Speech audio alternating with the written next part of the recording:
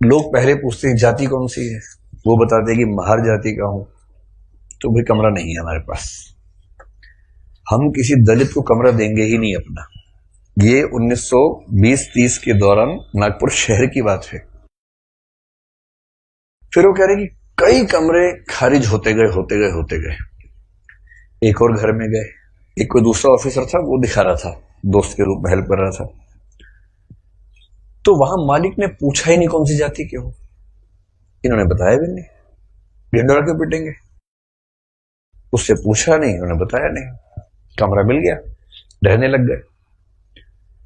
और फिर वो देखते हैं कि एक दिन अचानक सुबह उठा तो बहुत शोर मचा हुआ था। मुझे लगा पता नहीं क्या हो गया, खिड़की से नीचे देखा तो हजारों की भीड़ हाथ में डंडे भाले हथियार लेके खड़ी हुई थी। उनको पता लग गया था कि एक दलित आदमी इस घर में रहता है और वो भीड़ मेरा कत्ल करने के लिए आई थी। और उसके बाद कुछ दोस्तों की मदद से पता नहीं पीछे के दरवाजे से कहां से किसी तरह से उनकी जान बचा के भगाया गया उनको। इस दौर से वो गुजरे थे। ये उसी देश की बात चल रही है, सारे जहां से अच्छा हिंदुस्तान हमारा, हम बुलबुलें हैं इसकी, ये गुलसिता हमारा, उसी की बात चल रही है। किसी और देश, पाकिस्तान की बात नहीं चल रही है, उसमें पाकिस्तान था ही नहीं। महात्मा गांधी की सबसे बड़ी समस्याओं में से एक अम्बेडकर भी थे। अंग्रेज तो थे ही थे, उनसे बड़ी समस्या ये है कि यार अंग्रेजों को भेजो ना, समाज क्यों बदल रहे हो। और अम्बेडकर साफ साफ कह रहे थे कि अगर मुझे अपने हित और देश के हित में चुनना हो तो देश का हित नंबर 1 पे है, पर यदि मुझे दलितों के हित और देश के हित में चुनना हो तो मैं दलितों के हित को प्राथमिकता पे रखूंगा। क्योंकि अगर अंग्रेज चले गए ऐसे ही तो यहां के सवर्ण हमें छोड़ेंगे नहीं। और दलितों की पराधीनता अंग्रेजों के आने से पहले ज्यादा थी, अंग्रेजों की उपस्थिति के समय कम पराधीनता थी। आपको गुस्सा तो आता होगा अम्बेडकर पे कई बार, क्या ये कैसा आदमी था, है ना। लेकिन आप तर्क सुनेंगे तो दंग रह जाएंगे, तर्क अच्छे हैं। और मजे की बात है कि भारत की संविधान सभा में अंबेडकर जितनी पढ़ाई पूरी संविधान सभा में एक भी मेंबर ने नहीं कर रखी थी। केवल एक BN राव थे जो एडवाइजर थे, उनके पास ठीक ठाक पढ़ाई थी, उन्हें छोड़ दें, बाकी सब मिट्टी के मतलब पेंदे टाइप के थे, प्यादे थे उनके सामने। पढ़ाई लिखाई का जो लेवल अम्बेडकर साहब का है वो किसी का नहीं है। तो कुछ लोग, मैंने देखा कि सवर्ण मानसिकता के कुछ लोग अम्बेडकर को देशद्रोही घोषित करना चाहते हैं इन्हीं कथनों से कि दलित प्रश्न और देश के प्रश्न में दलितों को प्राथमिकता दूंगा तो बुरा मान जाते हैं। और उन्हीं से आप पूछो कि अगर हिंदू का प्रश्न हो और देश का प्रश्न हो, किसी प्राथमिकता दोगे तो हिंदू,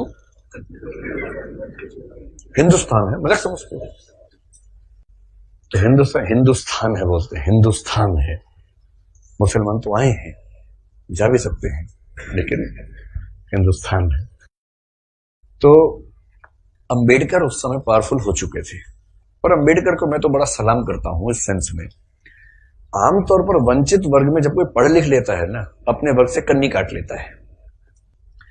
तो दलित चेतना जो अंबेडकर की वजह से, अंबेडकर का सम्मान क्यों करना चाहिए कि वो इतना पढ़ने लिखने के बाद भी चाहते तो वो भी एक शानदार जिंदगी जी सकते थे। उनको मिल ही रही थी भाई, वो PCS ऑफिसर थे बड़ौदा में, मजाक छोड़ना है, नागपुर में शायद। और जब नागपुर में वो सिविल सेवक बनकर आए, फेलोशिप वहीं से मिली थी पढ़ने के लिए, जब वापस लौटे तो उनको PCS अधिकारी बनाया गया।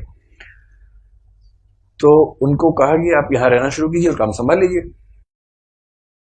अब ये अम्बेडकर के सामने सबसे बड़ी समस्या, अगर आप उनकी कभी आत्मकथा पढ़े, मैं कैसे बना, हिंदी अनुवाद उसका ये है, उसमें प्रसंग है कि नागपुर में रहना है उनको क्योंकि वो ऑफिसर हैं, उनको अपने रहने के लिए कमरा चाहिए या घर चाहिए। ढूंढ रहे हैं पूरे शहर में, कमरा ही नहीं मिल रहा। लोग पहले पूछते हैं जाति कौन सी है, वो बताते हैं कि महार जाति का हूं। तो भाई कमरा नहीं है हमारे पास, हम किसी दलित को कमरा देंगे ही नहीं अपना। ये 1920-30 के दौरान नागपुर शहर की बात है। फिर वो कह रहे कि कई कमरे खारिज होते गए होते गए होते गए। एक और घर में गए, एक कोई दूसरा ऑफिसर था, वो दिखा रहा था, दोस्त के रूप में हेल्प कर रहा था। तो वहां मालिक ने पूछा ही नहीं कौन सी जाति के हो, इन्होंने बताया भी नहीं, ढिंडोरा क्यों पिटेंगे। उससे पूछा नहीं, उन्होंने बताया नहीं, कमरा मिल गया, रहने लग गए। और फिर वो देखते हैं कि एक दिन अचानक सुबह उठा तो बहुत शोर मचा हुआ था। मुझे लगा पता नहीं क्या हो गया, खिड़की से नीचे देखा तो हजारों की भीड़ हाथ में डंडे भाले हथियार लेके खड़ी हुई थी। उनको पता लग गया था कि एक दलित आदमी इस घर में रहता है और वो भीड़ मेरा कत्ल करने के लिए आई थी। और उसके बाद कुछ दोस्तों की मदद से पता नहीं पीछे के दरवाजे से कहां से किसी तरह से उनकी जान बचा के भगाया गया उनको। इस दौर से वो गुजरे थे। ये उसी देश की बात चल रही है, सारे जहां से अच्छा हिंदुस्तान हमारा, हम बुलबुलें हैं इसकी, ये गुलसिता हमारा, उसी की बात चल रही है। किसी और देश, पाकिस्तान की बात नहीं चल रही है। उसमें पाकिस्तान था ही नहीं, पाकिस्तान पेट में था उस समय। अभी हुआ नहीं था, मतलब होने वाला था, अभी नहीं हुआ था।